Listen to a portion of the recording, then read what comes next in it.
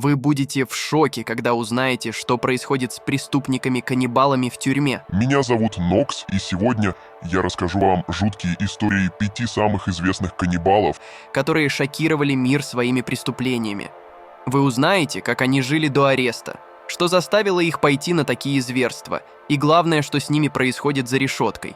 А в конце будет невероятная история японского каннибала, который не только избежал наказания, но и стал настоящей знаменитостью. И начну с человека, от которого весь мир был в шоке – Альберт Фиш. Этот маньяк вошел в историю как дьявол в сером костюме, и не зря. Представь себе Нью-Йорк начала 20 века. Шумные улицы, автомобили, которые только начинают заполнять город, и среди всего этого мужчина в строгом сером костюме. Никто бы не подумал, что за таким невзрачным внешним видом скрывается одно из самых страшных чудовищ в истории США. Альберт Фиш родился в 1869 году. и его жизнь с самого начала не предвещала ничего хорошего. Его отец был уже стариком, когда Фиш появился на свет, а его мать не могла справиться с многочисленными детьми. Чтобы хоть как-то выжить, маленького Альберта отправили в сиротский приют. Вот тут-то и начинается его превращение в монстра. Приют, где он провел свое детство, был буквально наполнен насилием. Дети подвергались жестоким наказаниям за малейшие проступки, и Фиш не просто страдал от этого. Вскоре он начал получать извращенное удовольствие от получаемой боли. Но это лишь начало. Альберт становился взрослее, его садистские наклонности только усиливались. Когда он завел семью, у него было 6 детей, и все выглядело более-менее прилично. Обычный рабочий человек. Но за этой маской скрывалась жуткая тайна.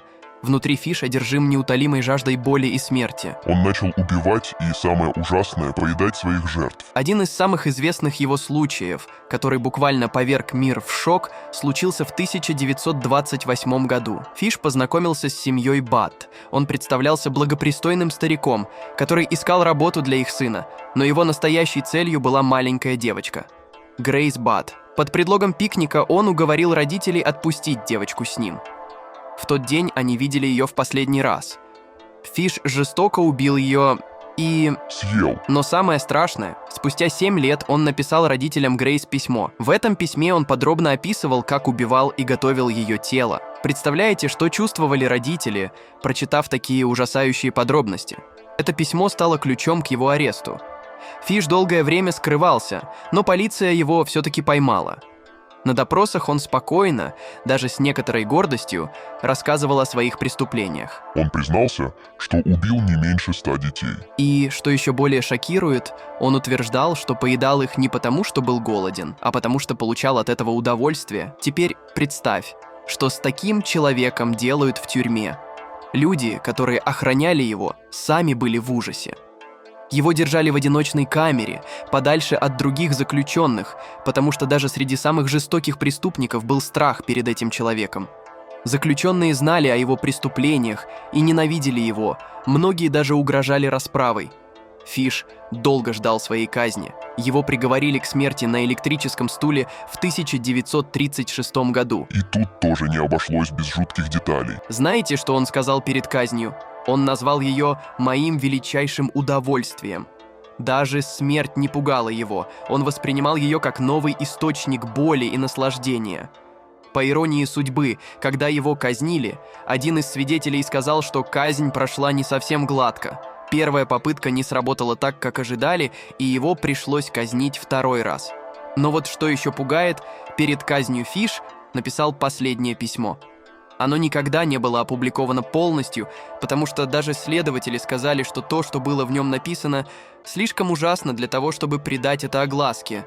Это был человек, который наслаждался своим безумием до самого конца. Милуокский монстр. Если кто-то и может соревноваться с Фишем за титул самого жуткого каннибала в истории, то это точно Джеффри Даммер. Но его история намного сложнее. В отличие от Фиша, Даммер рос в относительно нормальной семье, его детство не было таким травматичным.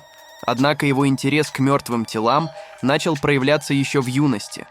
В 14 лет он начал расчленять трупы животных, которые находил мертвыми на дороге, и это была лишь прелюдия. Первое убийство Даммер совершил в 18 лет, когда случайно подвез домой молодого мужчину. После этого его убийства стали все более жестокими. Он заманивал молодых людей к себе домой, угощал их алкоголем, а затем убивал.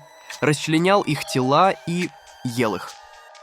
Но Дамер не просто поедал свои жертвы, он хранил их части тел в холодильнике, а некоторые из них пытался мумифицировать.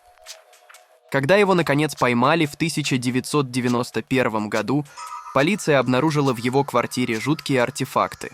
Банки с формалином, холодильник, набитый частями тел, и даже черепа, которые он держал на полках, и это были только внешние атрибуты. Дамер вел дневники, где подробно описывал свои эксперименты по созданию живых зомби. Он впрыскивал кислоту в мозг своих жертв, пытаясь подчинить их своей воле. Теперь представьте себе, этот человек попадает в тюрьму. Каково это — находиться в одном помещении с ним? Как к нему относились другие заключенные? Сначала Дамер пытался адаптироваться к тюремной жизни, даже начал посещать психолога и утверждал, что осознал свои ошибки. Но правда в том, что его репутация была настолько ужасной, что другие заключенные боялись его. Даже самые закоренелые убийцы не могли принять того, что делал Дамер. Его несколько раз пытались убить. В конце концов, в 1994 году один из заключенных, Кристофер Скарвер, напал на Дамера и забил его до смерти металлическим стержнем во время уборки тюремного туалета. Но и тут есть нюанс. Скарвер утверждал, что убил Дамера, потому что тот смеялся над своими жертвами и постоянно разыгрывал других заключенных, изображая, как он ел человеческие останки.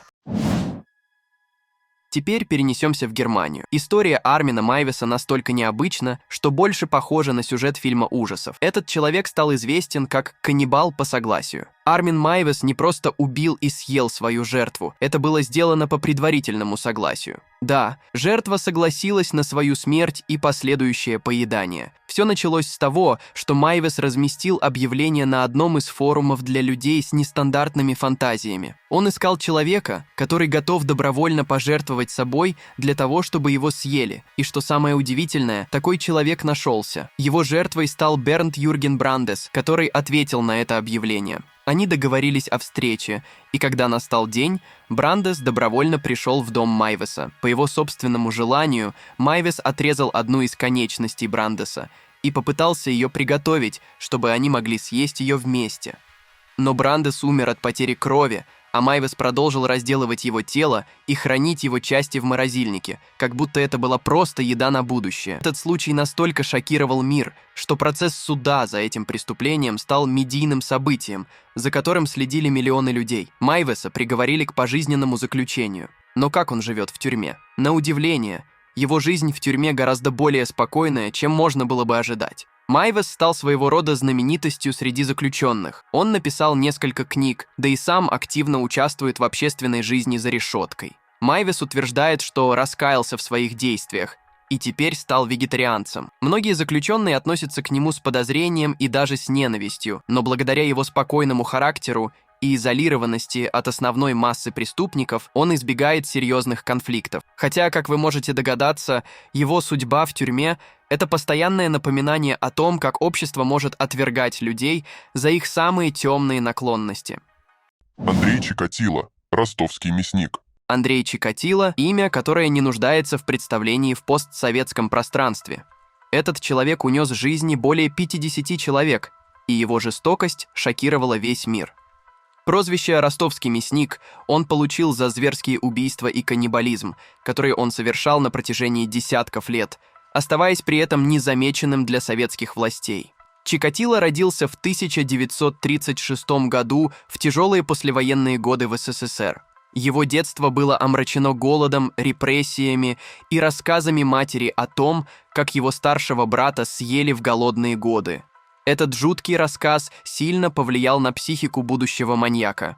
Постепенно его сексуальная фрустрация переросла в агрессию, и в конце концов он начал убивать. Первое убийство он совершил в 1978 году, но его чудовищная серия преступлений продолжалась более 10 лет. Чикатило заманивал своих жертв, часто детей и подростков, на пустыри, где зверски их убивал, расчленял и ел некоторые части их тел.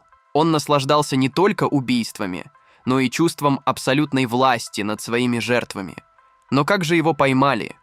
В 1991 году, после нескольких неудачных попыток задержать маньяка, полиция наконец схватила его на одном из вокзалов Ростова-на-Дону.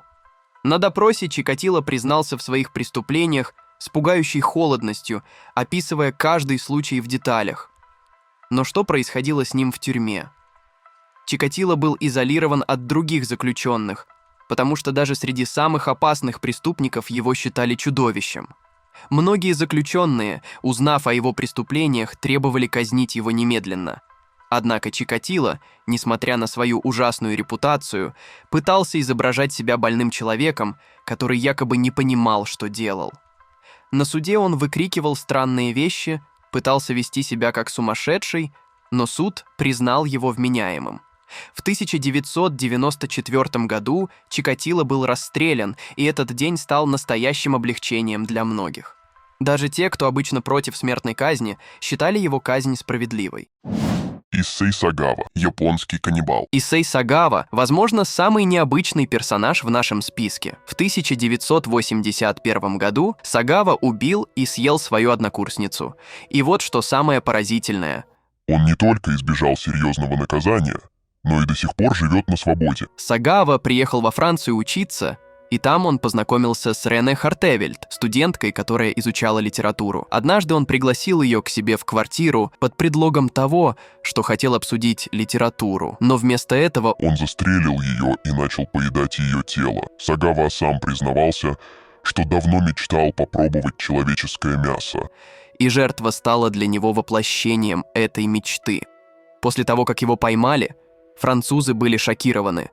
Но еще больше шока вызвало то, что он не был осужден. Французский суд признал его невменяемым, и его отправили в психиатрическую клинику.